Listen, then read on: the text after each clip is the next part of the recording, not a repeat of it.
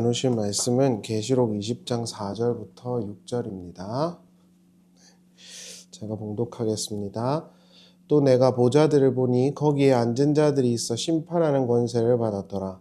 또 내가 보니 예수를 증언한가 하나님의 말씀 때문에 목배임을 당한 자들의 영혼들과 또 짐승과 그의 우상에게 경배하지 아니하고 그들의 이마와 손에 그의 표를 받지 아니한 자들이 살아서 그리스도와 더불어 1000년 동안 왕노릇하니 그 나머지 죽은 자들은 그 1000년이 차기까지 살지 못하더라. 이는 첫째 부활이라. 이 첫째 부활에 참여하는 자들은 복이 있고 거룩하도다. 둘째 사망이 그들을 다스리는 권세가 없고 도리어 그들이 하나님과 그리스도의 제사장이 되어 1000년 동안 그리스도와 더불어 왕노릇하리라. 아멘. 우리가 지난 시간 천년왕국에 대해서 함께 이야기를 나누었습니다. 한국 교회 많은 분들이 전천년설을 주장하는 것 같지만 사실 우리가 고수하는 정통적인 신학자들 그리고 교부들의 주장에 따르면은 그러한 전천년설이라는 주장은 설득력은 없는 것 같아요. 그렇다고 해서 그게 틀렸다, 잘못됐다 이런 이야기를 하려 함이 아닙니다. 일관된 성경 해석이 중요하기 때문에 그러한 틀 아래서 그러한 것이 성경적인 논리가 없다는 말씀을 드린 거예요. 장로교회의 시초라고 할 수 있는 깔뱅도 요한계시록의 천년왕국은 교회의 지상 삶에 닥칠 여러 환란들과 삶을 묘사한 것이며 천년이라는 숫자는 교회의 영광이 영원함을 상징적으로 보여주는 것이라고 주장을 했고 그 외에 어거스틴을 비롯한 많은 이들도 그러한 스탠스를 유지하고 있는 것 같아요. 요한계시록은 누차 말씀드렸지만 시간 순서대로 해석하여 적용하는 책이 아닙니다. 그래서 셋째이는 몇 년대, 다섯째이는 몇 년대 그런 식의 해석은 설득력이 없어요. 그런 것들 논의하려면 너무 많은 시간이 걸리기 때문에 이렇게 다 세세난간하게 따지진 않지만 마틴 로이드 존스나 또는 시중에 있는 리차드 보컴이나 또는 빌 그레고리 같은 사람들의 주석을 보면 그러한 것이 얼마나 설득력이 없는지를 충분히 인지하실 수 있을 것입니다. 지난주에 말씀드린 것처럼 요한계시록 19장에서 일어난 전쟁은 에스겔 37장 이후부터 등장하는 곡과 마곡의 전쟁의 표현을 인유한 거예요. 그런데 요한계시록 20장 8절에 또 곡과 마곡의 전쟁이 등장하고 있단 말입니다. 만약 계시록의 시간 순서 문자 그대로 해석을 해야 한다고 주장한다면 이런 구조를 해석해낼 길이 없죠. 19장에서 일어난 곡과 마곡의 전쟁이 20장 8절에서 다시 일어난다고 한다면 시간 순서적으로 맞지가 않잖아요. 따라서 요한계시록은 하나의 주제, 진리를 다양한 구조와 그림을 통해서 설명하고 있다는 것이 가장 합리적이고 설득적인 이해입니다. 요한계시록 20장 1절부터 3절에 따르면 마귀들이 무저갱에 사로잡혔어요. 예수께서 이 땅에 오셨을 때 제자들을 파송하실 때 마귀가 하늘에서 떨어지는 걸 봤다 그런 표현을 쓰시지 않습니까? 그러한 내용들을 우리가 확인할 수가 있는데 그것은 교회 시대에 예수 그리스도께서 오심으로 말미암아 마귀들의 주도적인 공격이 끝났다는 것을 시사하는 것이며 동시에 교회 세대에 마귀들의 영향력은 미비한 수준에 불과할 것이라는 것을 천명하는 거예요. 그러니까 신자들에게 과도하게 귀신이나 마귀나 이런 것들을 강조해서 두려움을 심어주는 것은 신약교회, 신약성경의 취지와 맞지 않는 것입니다. 그리고 난 후에 또 다른 그림을 사도 요한이 하나 보았는데 그게 오늘 읽었던 4절 말씀이에요. 4절을 보시면 또 내가 보좌들을 보니 거기에 앉은 자들이 있어 심판하는 권세를 받았더라. 여기서 보시면 보좌들이 있고 그 위에 앉은 자들이 있다라고 해요.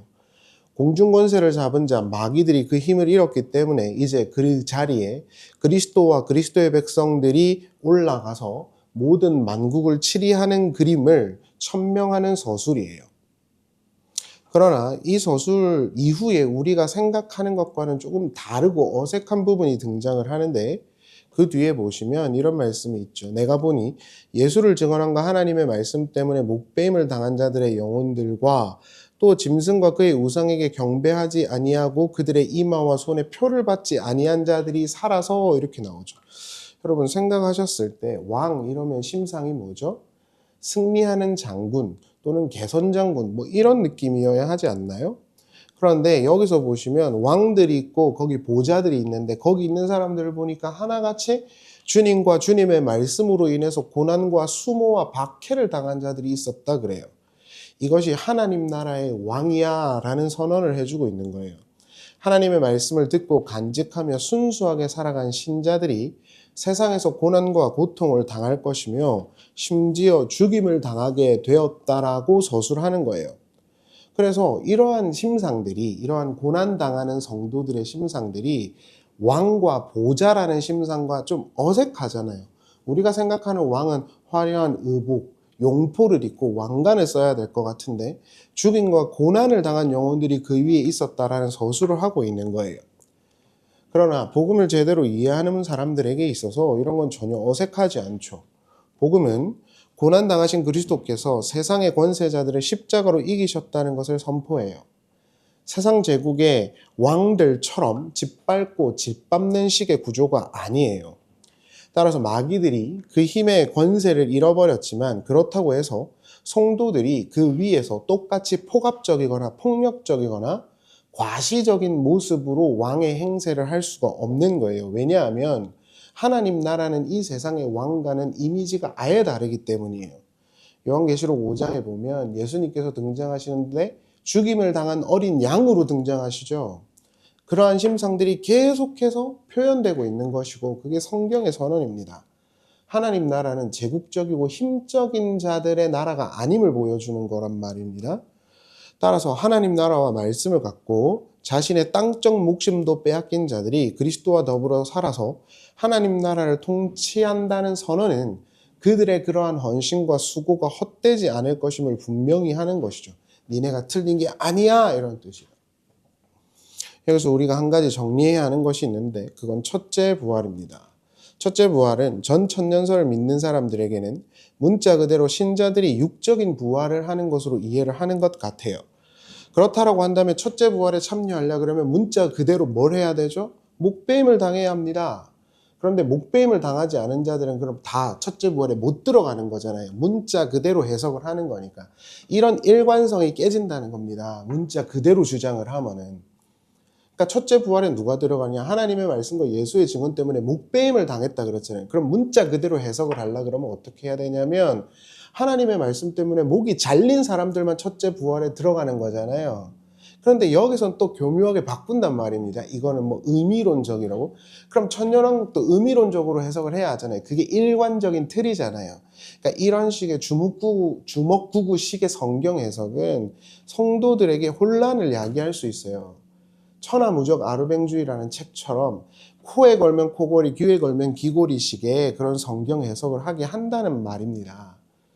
따라서 첫째 부활이라는 건 어떤 그러한 식의 육적인 부활을 의미한다기보다는 또 다른 어떤 의미가 있는 것으로 이해하는 게 맞겠죠. 우리가 사랑하는 어거스틴에 따르면 첫째 부활은 죄에 대하여 죽고 하나님께 대하여 산 신자들의 삶을 총칭하는 표현을 하고 있고 깔병을 비롯한 대부분 개혁주의적 전통의 신학자들 역시 그리스도 안에서 다시 거듭나서 하나님을 향하여 살아있는 존재들, 즉 세상에 속하지 않고 하늘에 속한 회심한 신자들의 상태를 묘사하는 것이라고 대부분 이해해요. 사도 바울이 로마서 6장에서 말한 것처럼 그리스도와 함께 죽고 다시 사는 것. 천년왕국이 그리스도께서 이 땅 위에 오심으로 마귀들의 세력이 멸해진 하나님 나라의 통치하심을 선언하는 표현이었기 때문에 천년왕국에 들어가 있는 자들도 그렇게 마귀와는 무관한 그리스도 안에서 다시 태어난 자들을 말하는 것이라고 이해하는 게 맞겠죠. 그리고 그게 첫째 부활의 의도라고 할 수 있을 것입니다.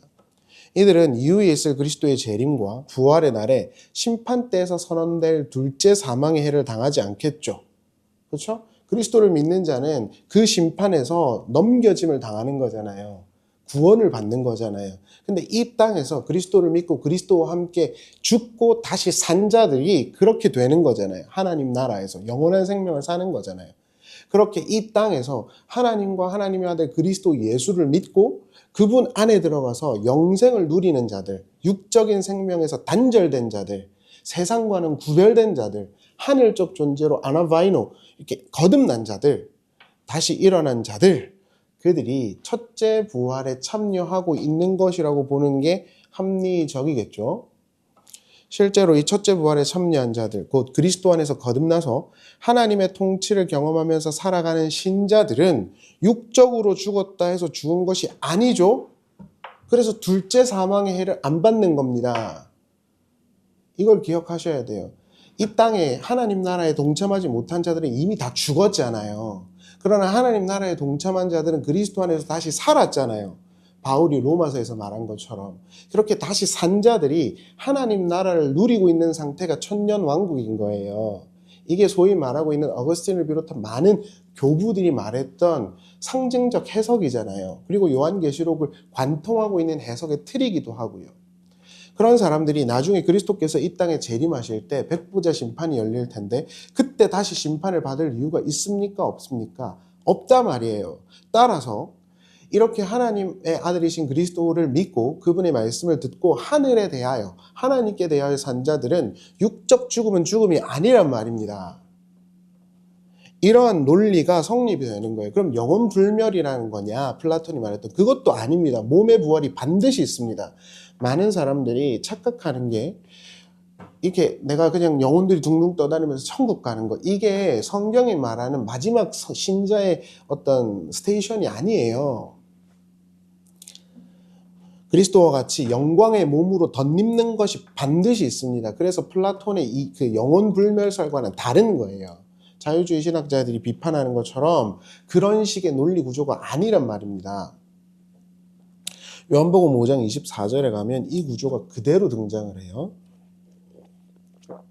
내가 진실로 진실로 너에게 이르노니 내 말을 듣고 또 나 보내신 이를 믿는 자는 영생을 얻었고 심판에 이르지 아니하나니.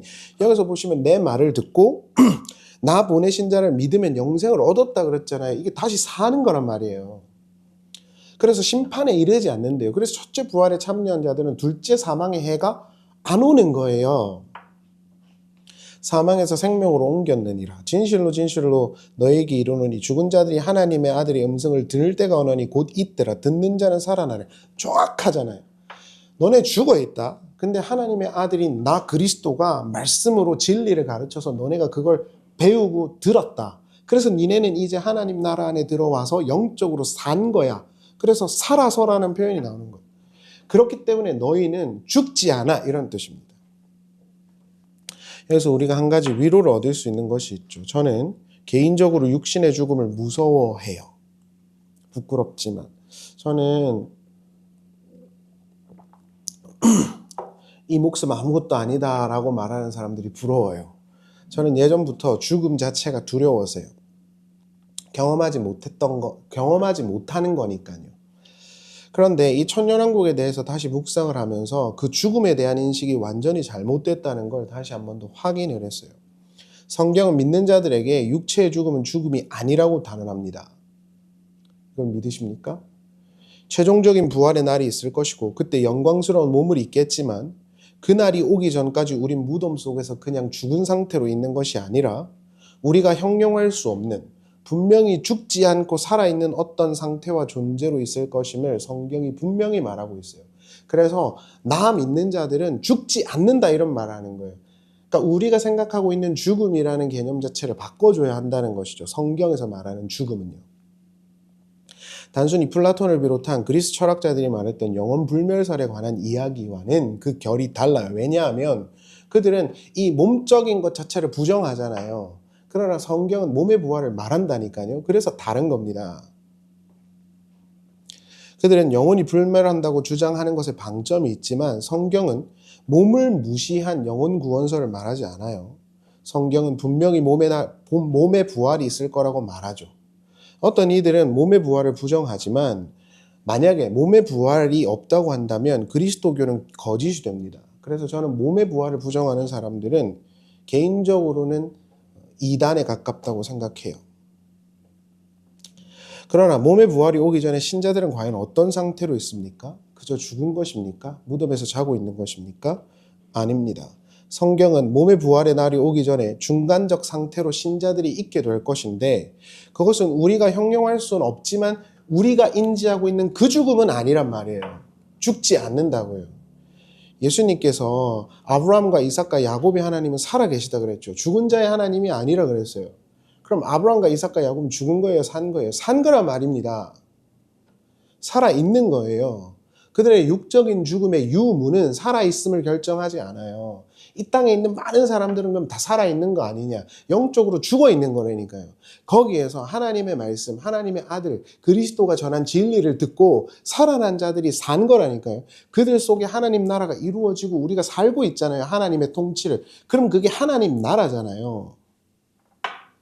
그러니까 육적인 생명이 있다 없다 이거는 성경의 기준이 아니라고요. 근데 저는 자꾸 육적인 생명을 죽음으로 규정하니까 두려운 거란 말이에요. 그래서 바꿔줘야 된다는 거예요. 말씀을 마치겠습니다. 천연왕국과 첫째 부활은 분명히 어떤 이들이 말하는 것처럼 물리적이고 육체적인 서술은 전혀 아니에요. 이것은 많은 학자들이 입을 모아서 하고 있는 이야기입니다.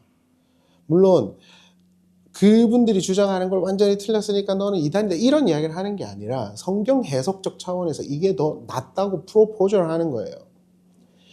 이것은 하나님의 아들이신 그리스도께서 말씀하신 것처럼 그리스도를 믿고 그분을 보내신 자를 믿는 자는 이미 사망에서 생명으로 옮겨갔다. 그들의 스테이러스가 바뀌었다라는 것을 포함하는 서술이라고 보는 것이 더 적합할 것 같아요. 따라서 신자들의 육체적인 죽음은 죽음이 아닙니다. 우리가 사랑하는 이 분들이 돌아가시고 또 우리도 언젠가는 죽을 수 있겠죠. 그러나 그 모든 건 죽음이 아닙니다. 믿음 안에 있는 자들은. 그래서 성경이 잔다라는 어떤 또 다른 표현을 선택해서 쓰고 있는 거예요. 그러니까 우리는 죽어 있는 상태고 단절된 상태가 아니라는 거죠. 그러니까 우리가 잘 때도 그 사람이 잔다 이렇게 말했을 때 죽은 건 아니잖아요. 깰 날이 있으니까 잔다 그러는 거지. 그러니까 성경은 절대로 신자들, 그리스도를 믿는 자들의 죽음을 죽음, 단절로 서술하지 않아요. 반드시 깰 거기 때문에 잔다 그러지. 그러니까 우리 자는 거 좋아하잖아요. 그러니까 죽음을 그런 식으로 이해를 해야 된다는 겁니다. 그리스도를 믿고 그리스도를 보내신 분을 믿는 자는 이미 죽음에서 생명으로 옮긴 것입니다. 그래서 이 땅에서의 죽음은 죽음이 아닌 것이고 그건 우리를 죽이지 못합니다. 역설적으로. 에베소서 2장 3절을 보시죠. 전에는 우리도 다 그 가운데서 우리 육체의 욕심을 따라 지내며 육체와 마음에 원하는 것을 하여 다른 이들과 같이 본질상 진노의 자녀이었더니 긍휼이 풍성하신 하나님이 우리를 사랑하신 그 큰 사랑으로 인하여 허물로 죽은 우리를 그리스도와 함께 살리셨고 또한 함께 일으키사 그리스도 안에서 함께 하늘에 앉히시니 이게 첫째 천년왕국 아니냐고. 이게 첫째 부활과 똑같잖아요. 이전에는 그리스도와 무관했던 세상에 불순종하는 아들들이었던 교회가 이제 그리스도 안에서 죽고 다시 살아 하늘에 앉게 되었다 그래요. 이게 천년왕국과 똑같은 서술이지 않습니까?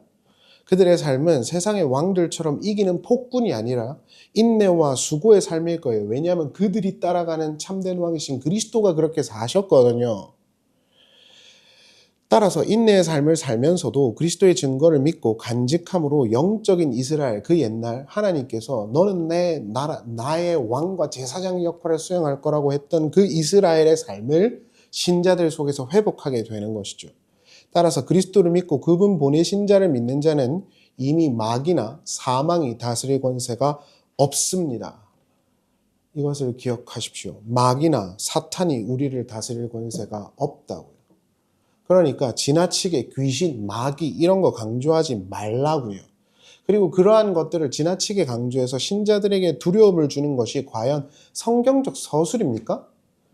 그러니까 신학 공부를 해야 된다는 게 이런 데서 나오는 거예요.